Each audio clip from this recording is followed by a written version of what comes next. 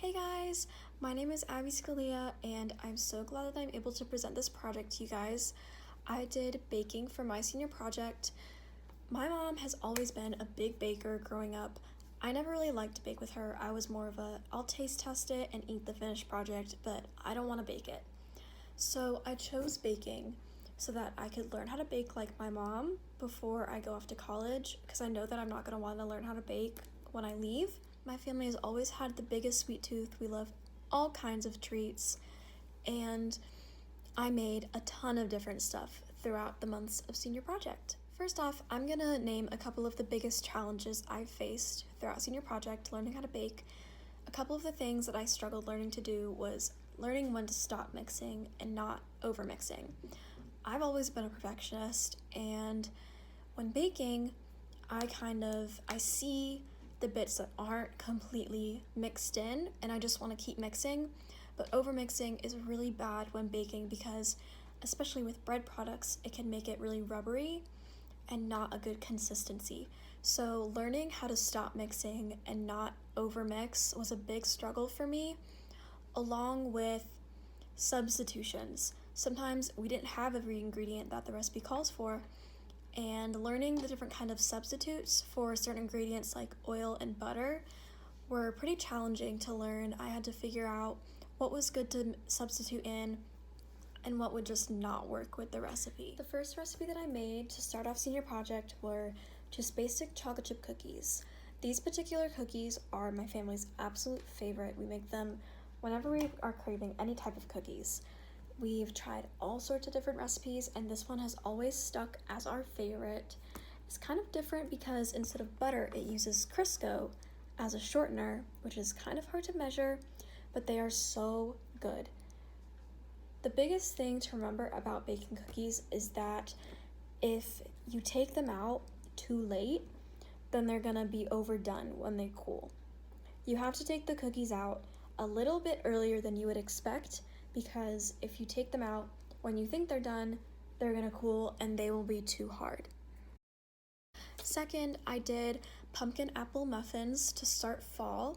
They were really good. I used canned pumpkin, obviously, since we don't grow pumpkins in our backyard, but I did use actual apples that I cut and diced to put in the muffins.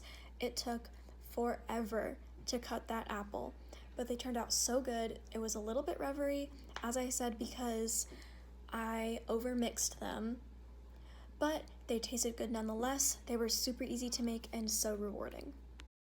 My third recipe was a lemon and raspberry tart. They were a little difficult to make, especially because they had certain ingredients that are kind of hard to find at the grocery store, and you can't substitute them with anything that you would have in your fridge.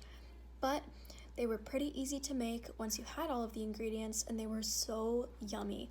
I brought them to a potluck at school with my friends. They all loved them. The raspberries on top added the perfect contrast to lemon, and they were so delicious.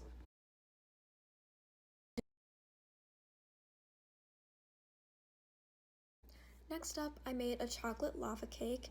They seem really intimidating at first. Once you know how to make them, they're actually really easy. Coming into it, I thought that the chocolate lava cake had a filling in the middle that made the lava, but in reality, it was just a batter that you put in a muffin tin, and it just doesn't completely cook through. That's why the middle is so gooey like lava. Now, they bake at a high enough temperature that the eggs cook all the way through so that it's safe to eat, but the middle of the batter doesn't completely cook through, which gives the runniness of the lava cake. My next recipe was one of me and my family's absolute favorites that I made. It was a fudge cake, and when I saw the recipe in a cookbook, I thought it was going to be kind of like a brownie cake, but it had so little chocolate in it that it wasn't too rich and too chocolatey. It was absolutely perfect. It was so soft and so yummy with powdered sugar on top, and it had almost no sugar, so we could pretend at least that it was a little healthy. Next up, I made zucchini bread, which my mom has made a lot growing up, and to a lot of people, the zucchini in zucchini bread sounds intimidating, but the spices in the bread, balance out the zucchini so you can barely taste it, and it's so delicious. The cinnamon and nutmeg just cancels out the zucchini, so it's a healthy bread, but you can't taste the zucchini at all. Another one that I did was a pound cake, and I topped it with homemade whipped cream and peaches. The biggest challenge with that was that peaches weren't in season, which I didn't realize when I made it, so that would definitely be something to think of in the future when making a peach pound cake, that the peaches have to be in season or they're going to be too hard. But the pound cake by itself was so good, especially with the homemade whipped cream. It added the perfect amount of moisture. It was amazing. The next thing that I made was definitely my favorite, and I think everybody else's favorite too. I made the most delicious lemon bars. They had a shortbread crust, and they were so yummy, topped with powdered sugar.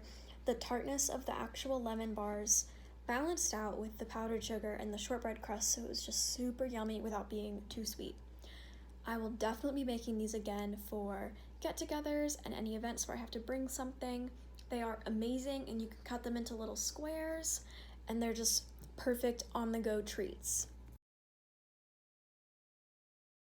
The most impressive thing that I've made so far was definitely pavlova. For anybody that doesn't know what pavlova is, it's a meringue dessert. The meringue isn't super soft like a meringue topping would be.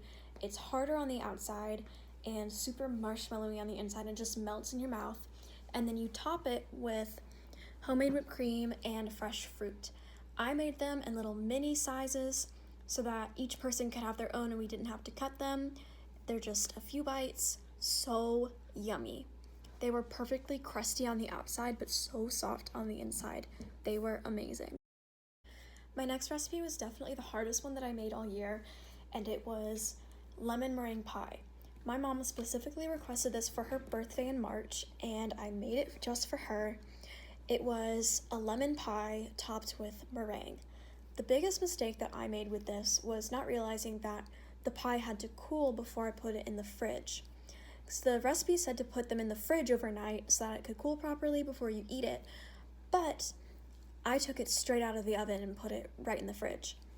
I didn't let it cool, so some of the sugar in the meringue rose on top and formed in little orange bubbles, which looked really weird, but it tasted just the same. It was just a simple mistake that I will remember for next time. Towards the end of senior project, I was a little crunched on time, so I made 2 recipes in one night.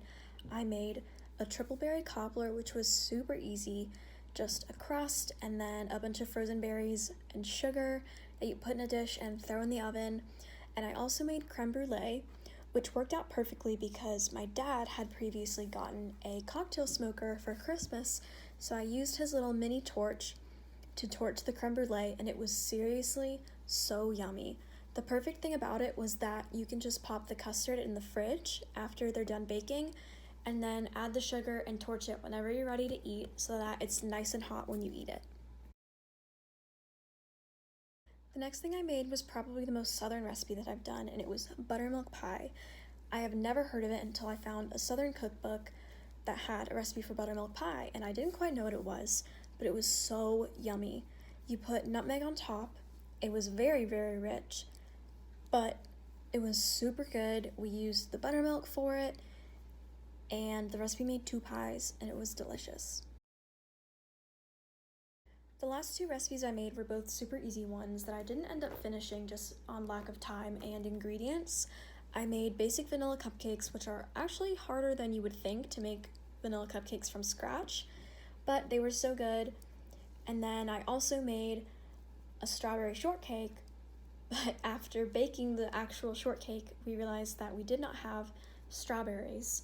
So it was just shortcake, but it was good nonetheless with some whipped cream and ice cream. They were so yummy and definitely super easy recipes to make in the future. Throughout all of the recipes that I've made throughout this year, all 15, my family and I definitely have some new favorites that we saved in the recipe box to make for later. I'm so proud of myself Not all of them turned out great, but that's to be expected as I am learning how to bake and I'm not a professional whatsoever. Senior project has definitely allowed me to love to bake, and whereas before I didn't really love the baking process, I just wanted the finished recipe. But now I actually love to bake. It's a lot easier than you would expect, and I definitely hope to bake in college and throughout my life and for my own kids. Thank you all so much for watching my presentation, and I hope that this video and all of the recipes that I've made will inspire you to get out and start baking on your own. It's not that hard to learn. You just have to get up and do it, and it's so promising. Thank you so much for watching, and that was my senior project.